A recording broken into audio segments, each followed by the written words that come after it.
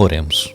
Pai nosso que estás nos céus, a Ti a nossa gratidão por estarmos novamente tendo a certeza de que Tu estás conosco, nos concedendo mais um dia de vida e também nos concedendo estes momentos para estudarmos a Tua Palavra. Uma vez mais pedimos a presença do Teu Espírito Santo para entendermos a Tua Palavra, o que nós estudamos.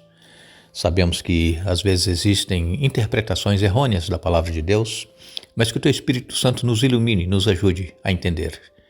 Ó Pai, abençoa todos os que estudam conosco, todos aqueles que nos escrevem pedindo orações, cada um tem as suas necessidades, as suas dificuldades, seu sofrimento, a sua dor, tenha misericórdia de cada um. Abençoes em especial Grisalda, também abençoes o Celso, o Marcelo, o Gabriel, a Shirlene, a Clesimar, abençoes Kaique, o André, a Clarice, o Isan, a Emanuele, a Catarina, também abençoes a Amélia e todos os demais, Pai, que estudam conosco a Bíblia e que nos escrevem pedindo orações. Tu sabes os problemas que enfrentam, dê vitórias. Nós pedimos em nome de Jesus. Amém. Iremos dar continuidade ao nosso estudo. Estamos estudando Colossenses capítulo 2 e aqui nós estamos falando a respeito de sermos completos em Cristo. A vida de Jesus, o sofrimento, a morte e a ressurreição é suficiente para a nossa salvação. Todo aquele que crer, que aceitar, for batizado, será salvo. E para continuar sendo salvo, precisa caminhar com Jesus, estudar a Bíblia, seguir os seus ensinamentos, fazer a vontade de Deus no dia a dia, ser um verdadeiro cristão, ter uma vida transformada do que era antes e agora, uma nova vida com Cristo. E nós estamos então aqui em Colossenses 2, é um estudo às vezes controverso para alguns, especialmente ontem nós falamos aqui que os escritos foram cravados na cruz e muita gente, ou a maioria dos cristãos, entendem que esses escritos pregados na cruz foram os 10 mandamentos. Mas absolutamente foi isso que aconteceu, não foi isso. Paulo estava falando aqui das leis cerimoniais que os judeus praticavam antes de Jesus vir a este mundo. E depois que Jesus veio e muitos gentios se converteram ao cristianismo, muitos judeus também se converteram ao cristianismo, só que os judeus, agora cristãos, eles queriam que os gentios praticassem aqueles mesmos atos que eram praticados no Antigo Testamento, que era a circuncisão, que era festas de comer, beber, luas novas, sábados. E aí as pessoas que não se aprofundam no estudo da Bíblia entendem que os escritos que eram contra nós, que foram pregados na cruz, foi a lei dos 10 mandamentos. Mas como nós estudamos ontem, Paulo estava em primeiro lugar aqui falando da circuncisão, que não era mais necessário. A circuncisão física, o corte que era feito naquela pele embaixo do órgão sexual masculino, isso não era mais necessário. Agora era a circuncisão do coração, que é através do batismo. No Antigo Testamento, para que qualquer pessoa que quisesse entrar para o judaísmo tinha que se circuncidar, não importa a idade que ele tivesse. Tinha que fazer a circuncisão, era uma marca, era um sinal que ele agora pertencia ao povo escolhido de Deus. Mas após a vinda de Jesus, o que foi instituído no lugar da circuncisão foi o batismo, por imersão, aquele que a pessoa é afundada na água e tirada da água. Então simboliza a pessoa morrer para o pecado e ressuscitar para uma nova vida com Cristo. Nós vamos continuar ainda aqui, Colossenses 2, versos 16 a 19. Paulo, ele vem falando aqui claramente. Verso 16, portanto, não deixem que ninguém os condene pelo que comem ou bebem, ou por não celebrarem certos dias santos, as cerimônias da lua nova ou os sábados, pois essas coisas são apenas sombras da realidade futura, e o próprio Cristo é essa realidade. Não aceitem a condenação daqueles que insistem numa humildade fingida e na adoração de anjos e que alegam ter visões a respeito dessas coisas. A mente pecaminosa deles os tornou orgulhosos. E eles não estão ligados a Cristo, que é a cabeça do corpo. unido a ele por meio de suas juntas e seus ligamentos. O corpo cresce à medida que é nutrido por Deus. Paulo aqui, ele já vem dizendo claramente, olha, verso 16, não deixem que ninguém os condene pelo que comem ou que bebem. Por que alguém estava condenando? Eram os judeus cristãos, condenando os gentios que não seguiam aquelas ordenanças lá do Antigo Testamento, como nós falamos aqui a respeito da circuncisão, a respeito de festas que vem falando aqui nesses versículos que nós lemos. Até hoje, muitos estudiosos cristãos debatem sobre quais foram exatamente as questões abordadas por Paulo nessa passagem. Aqui Paulo, capítulo 2, verso 16, ele está mencionando aquelas práticas judaicas que aparentemente continuavam sendo observadas por judeus que haviam se convertido ao cristianismo. E os elementos aqui em Colossenses 2, verso 18, se encaixam nesse contexto. E o próprio Jesus, ele criticou esses que se mostravam ser humildes, essa suposta humildade daqueles líderes da época de Jesus, os fariseus, os saduceus, os escribas. E aqui em Mateus capítulo 6, verso 1 diz, tenham cuidado, não pratiquem suas boas ações em público para serem admirados por outros, pois não receberão a recompensa de seu Pai, que está nos céus. Tenham cuidado. Os fariseus faziam em público, querendo se mostrar humildes, santos.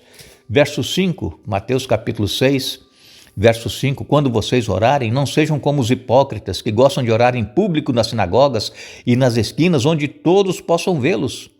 Eu lhes digo a verdade, eles não receberão outra recompensa além dessa.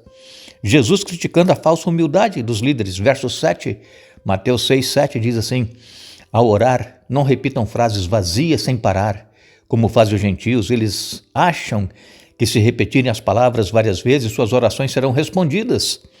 E também Mateus capítulo 6, e no verso 16, Jesus ele disse, quando jejuarem, não façam como os hipócritas que se esforçam para parecer tristes e desarrumados a fim de que as pessoas percebam que estão jejuando. Eu lhes digo a verdade, eles não receberão outra recompensa além dessa. Então Jesus ele foi claro em criticar os falsos humildes. Eles não eram sinceros, eles queriam somente aparecer perante as pessoas. E quando nós vemos ali naqueles manuscritos do Mar Morto que foram encontrados, esses manuscritos que foram encontrados revelam que os anjos, eles desempenham um papel importante no entendimento de adoração de alguns grupos judaicos. Só que havia alguns judeus que estavam adorando anjos. Foi aqui os Colossenses 2, de 11 a 15, que nós lemos ontem para vocês. Então, muitos dos judeus que haviam se convertido ao cristianismo estavam adorando anjos e queriam ensinar aos gentios conversos que também fizessem a mesma prática de adorar anjos. Mas somente Jesus é que pode ser adorado. E agora, Paulo ele vem falando aqui, nesses versos que lemos hoje, sobre comida, bebida. O que Paulo estava querendo dizer aqui? Que ninguém vos julgue pelo comer ou pelo beber. Será que ele estava falando da pessoa que sabe que não deve comer carne de porco e come, e aí a pessoa não pode ser julgada porque ela está comendo carne de porco, ou carne imunda, peixe imundo? Não, não é isso. O que Paulo estava falando aqui sobre comida e bebida eram aquelas ofertas que eram levadas pelos israelitas ao templo. Então ninguém devia ser julgado pela comida ou pela bebida que eles levavam lá. E Paulo então usa aqui a expressão dia de festa, lua nova ou sábados.